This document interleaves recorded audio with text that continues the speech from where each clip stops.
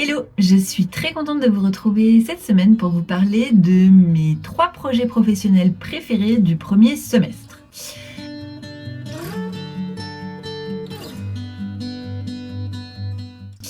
Alors, je vous parle ici des projets réalisés pour des professionnels en illustration de commande et non pas des illustrations réalisées pour ma marque de papeterie.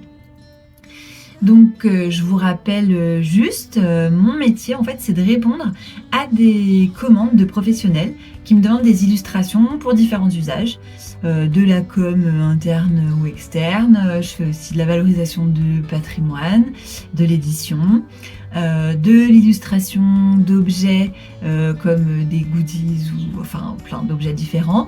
Bref, c'est hyper étendu, quoi. Donc, je précise qu'il y a des clients ou des projets que j'adore et donc je ne vais pas parler là, c'est des clients plus anciens comme par exemple la confiserie Violette et Berlingot avec qui je travaille hyper souvent, enfin mais il y en a plein d'autres. Donc je ne vais pas en parler là, je vais parler surtout des nouveaux projets qui sont arrivés. Donc c'est soit des projets qui courent, soit c'est des one-shots. Alors je sais pas les classer, ces 3 projets, j'ai autant aimé les faire tous les 3 les uns que les autres, donc je vais pas les classer, mais je vais vous les présenter. Et en fait ils représentent, je vous les présente aussi parce qu'ils représentent assez bien ce qu'est mon métier.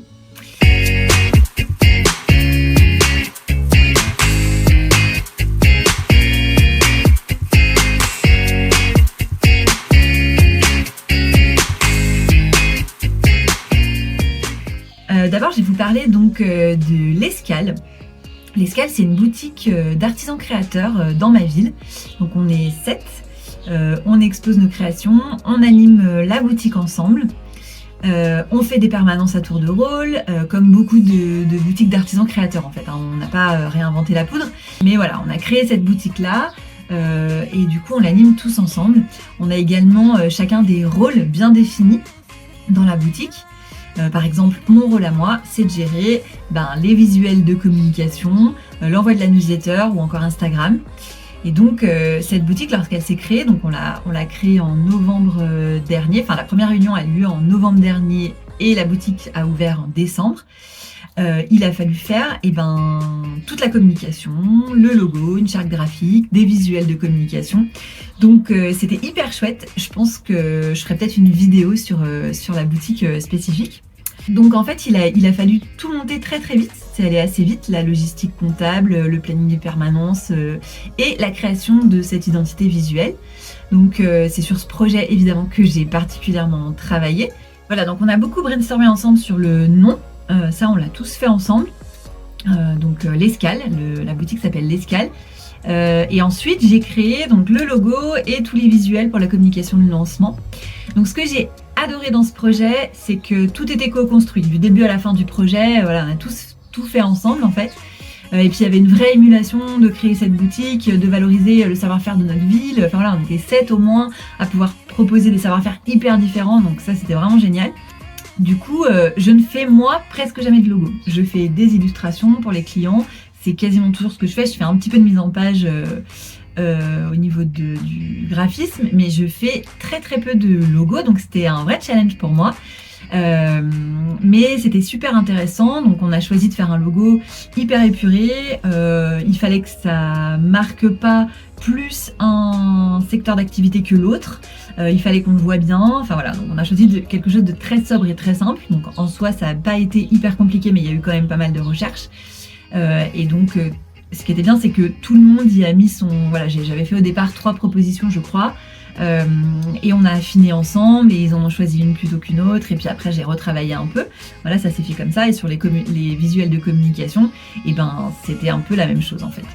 On a travaillé ensemble et du coup, on a pu monter cette magnifique boutique qui est encore ouverte aujourd'hui.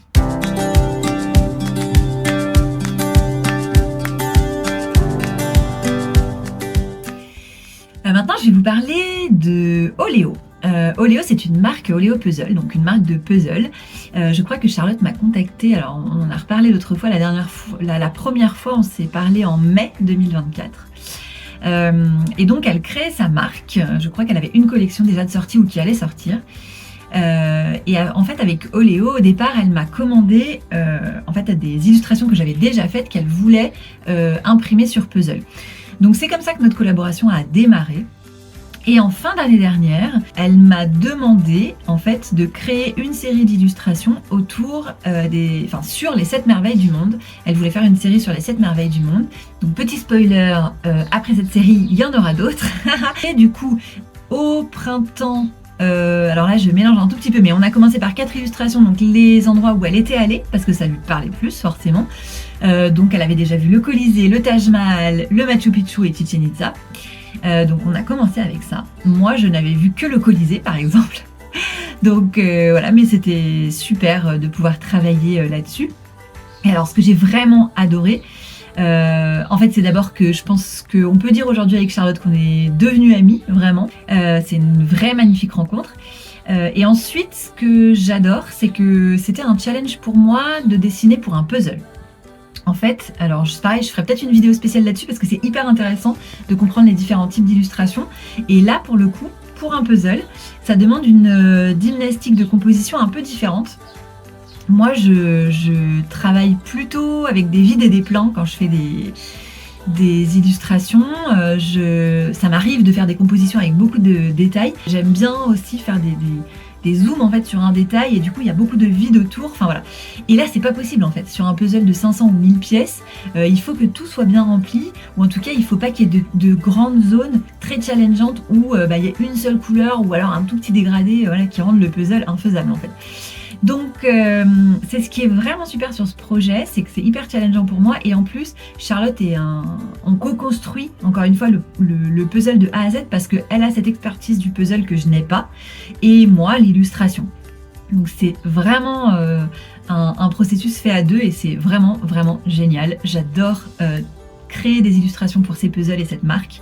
Alors ça ce sont 2 mini puzzles qui sont sortis là juste au mois de juin ou peut-être fin mai, je ne me souviens plus, mais et ça c'était pour le coup pas des puzzles, des illustrations que j'ai faites spécifiquement pour la marque, c'est des illustrations qui ont été faites pour ma collection Citron. Alors si vous voulez retrouver la collection Citron, le lien est dans la description de la vidéo. Mais du coup elle a, je tiens à l'envers, en fait elle a donc du coup acheté les droits d'utilisation pour les presser sur puzzle en fait. Voilà. Et donc cette collaboration, on va la continuer. Il y a déjà plusieurs puzzles qui sont prévus pour la collection automne et la collection d'hiver, enfin Noël, ça sera pareil. Enfin voilà, on continue et on a encore des choses prévues pour l'année prochaine, donc c'est formidable.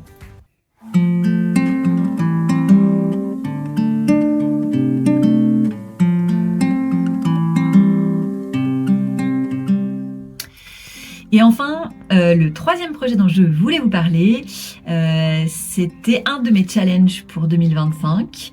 Donc je suis super contente que ça se soit réalisé. C'était en fait réaliser la couverture d'un roman qui sortirait au niveau national, donc dans une maison d'édition qui diffuse au niveau au moins national.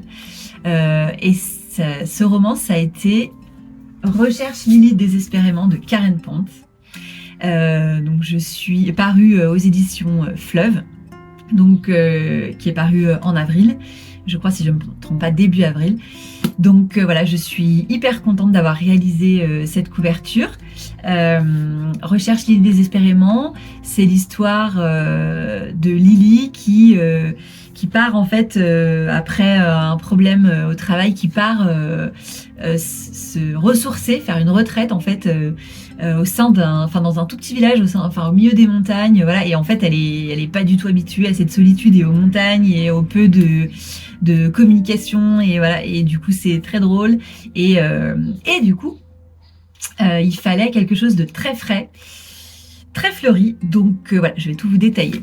Donc pour cette couverture, en fait, on est parti d'une illustration à moi que j'avais déjà faite. Donc une femme qui tenait un bouquet. En fait, l'illustration leur parlait à Karen Pont et aux éditeurs. Et on a retravaillé toute cette illustration pour qu'elle colle pour la couverture du roman. J'ai travaillé donc avec une graphiste en direct, avec une graphiste qui travaille pour Fleuve Édition, avec qui on a merveilleusement bien travaillé. Là, tout le jeu de cette couverture, étant donné qu'on avait globalement la composition finale, enfin qui était presque construite, c'était vraiment la recherche des couleurs et le fond. Et du coup, on a très bien travaillé ensemble. Elle était aussi très calée, enfin très pointue sur les couleurs, donc c'était très intéressant. Du coup, on a d'abord travaillé sur un fond au départ qui était beaucoup plus marqué. Il fallait qu'on ait ce fond de montagne un peu bucolique, qui soit pas non plus de la très haute montagne, mais qu'on comprenne qu'on ne soit pas non plus au milieu d'une prairie en fond de vallée. Donc voilà, et on avait fait au départ un fond très saturé, qu'on a complètement désaturé et allégé, pour laisser place en fait au personnage principal qui représente évidemment Lily et qui a ce bouquet de fleurs très sauvage, voilà, qui est pas un bouquet de fleuriste. Donc ce qui est intéressant dans ces projets, c'est qu'on construit, on déconstruit, on recherche, et puis là on était deux, on pouvait vraiment beaucoup échanger. Bien sûr il y avait les échanges avec les éditeurs, mais moi j'étais pas en direct avec eux, en fait j'étais avec la graphiste. Donc ça c'était vraiment hyper intéressant, et en fait au bout d'un moment on cherche et on finit par trouver la bonne teinte ou la bonne composition de couleurs qui va donner la bonne couverture. Donc voilà, ça c'était super intéressant et enrichissant. Ce que j'ai particulièrement également apprécié, c'est la rencontre avec Karen Ponte. Elle est vraiment incroyable. Je suis allée la rencontrer au Salon du Livre de Paris. Pour la petite histoire, je suis arrivée à son stand en lui disant que c'est moi qui avais fait sa couverture. Elle s'est levée, m'a prise dans ses bras. Enfin, c'était vraiment super. Cette femme est incroyable. On a pu échanger un petit moment. C'était vraiment super. Et donc, le livre est un petit bonbon à lire. Je vous le recommande.